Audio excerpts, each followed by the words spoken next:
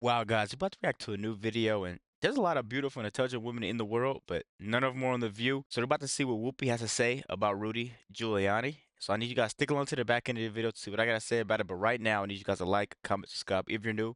And as always, let me know what you react to. About to get right to it. It couldn't get any better. Yeah. And yet it does. Former New York Mayor Rudy Giuliani did his best to pump up the crowd last night, promising them what he did for New York, Trump will do for America. What'd you think of that? Well, I think he stole that. He stole that speech from Mussolini.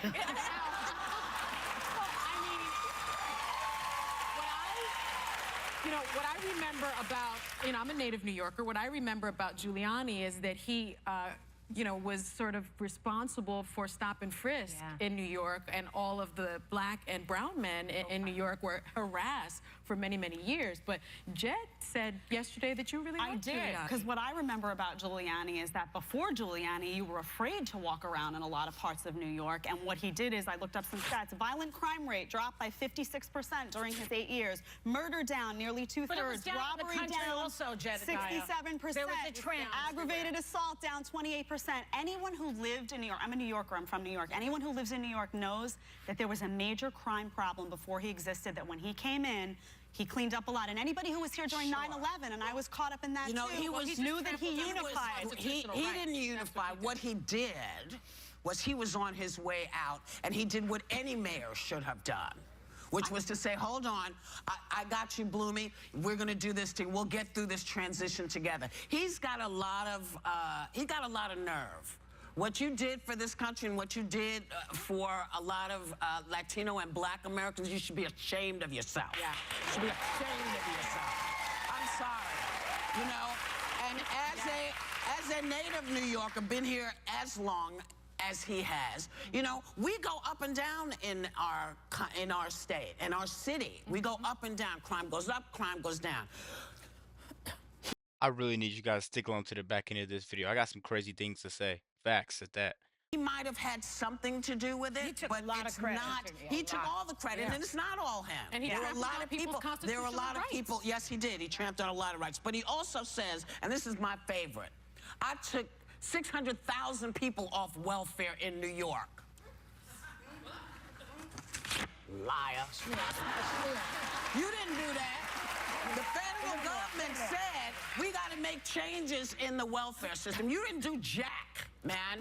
And I know that, and I know how you feel about people because I've heard you the last couple of days. You talked about Black Lives Matter as being a racist organization. Did you see the face of the people who are marching, you bonehead? Easy. Who funds BLM?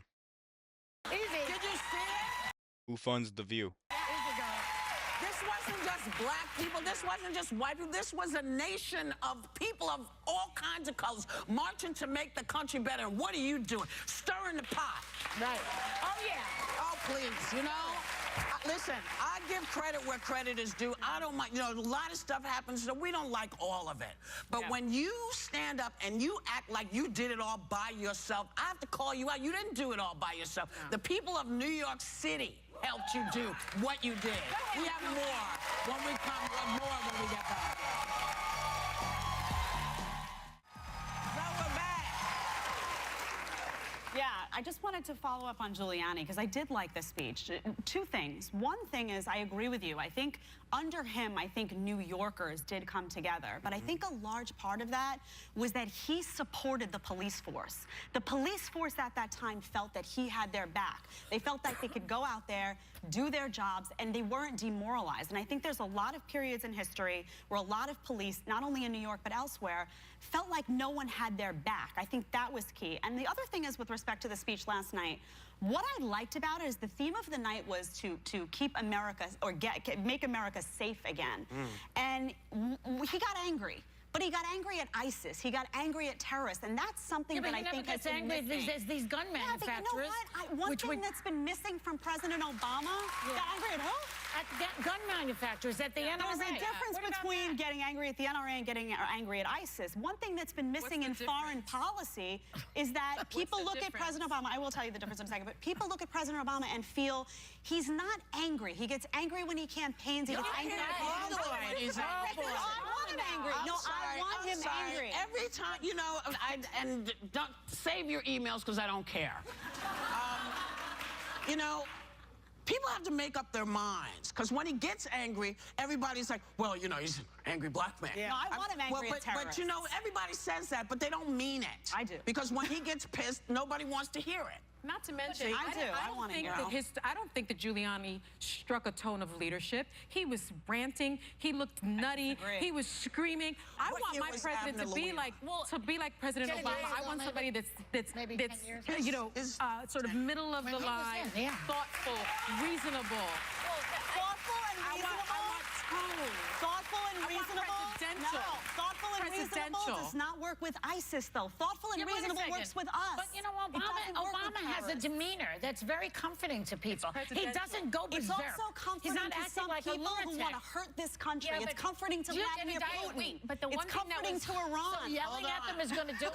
Okay, ding ding. The one thing that was really frustrating about watching last night is I found in the climate of our times right now, we needed more of a moderate attitude in regard to mood. And the one thing that I left with after that was this was so angry, so divisive, and it fed off the base of the party, not some of the other people that normally have messages. It's not all to one extreme, but I found they were, like when they were calling Obama, oh, he's not even a Christian, they were going after really low-hanging fruit, but it seemed to feed the group there, and it just got so, almost like it was a mob mentality. That idiot, so who is it? Giuliani, there are times he speaks, I didn't like that he went so angry, because it fed Who's that. the idiot? I will also say, let's look up Bernie Carrick, okay, who was the head of the police at the time, was his chief. Right. Okay? He went to jail. I believe, yes, he did go to jail, you know.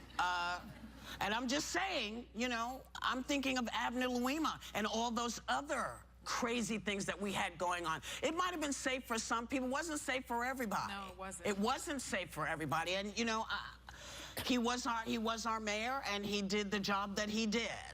But to take all that credit, and it's not that police didn't feel that their backs weren't had. You know, there became that code of silence again, where you couldn't hear anything, that there was no transparency with the police department or anybody else. Now, the guys who have come since, it's gotten better. Is it perfect? No, it's not, but it's not as bad as it was with Giuliani. As a person who grew up here, like you've been here, I feel that way. You have to see it from another point of view, from a non-white person's point of view. It's not the same as a white person's point of view. A white person's point of view? No, it's not. I mean, if you're the victim of police brutality, then you have a different point of view. But, absolutely. No, I agree with you. I agree with you. I'm just looking at the stats, and I'm just looking at my own personal experience. But I think it does show that, I mean, we both grew up in New York and had a very different perception and are able to sit at this table and talk about it. My perception of the police has always been great. I grew up with great police officers, which is why I have police officers in my life to this day. But I also know how they were treated by Giuliani. Yeah. The cops? Yeah. Yeah, they were not thrilled with him. No. They were not thrilled with him or Bernie. But I'm not talking about Bernie because Bernie's not here. Not Bernie Sanders, another Bernie. Not Bernie Sanders. Not Joyce. When you say Bernie, I think of my Bernie. There are more than one white Bernard. To me, there's only Bernie Sanders. All right. So you know what? Well, guys, when I say things like this, I lose some of the people in my corner. They like to call me names, Uncle Tom, whatever you want to call me. But Whoopi and Sunny Hilson didn't do anything but play the victim card and race card most of the time. People lie most of the time, but the numbers and the fact that you can search up online are there, and they don't lie. I honestly think they're just trying to look for people to blame in their debates. None of their debates are based off of facts, strictly emotion, and they just yell, yell, and yell. Let me know what you guys think about the video. Don't forget to like, comment, subscribe if you're new. And as always, let me know what to react to.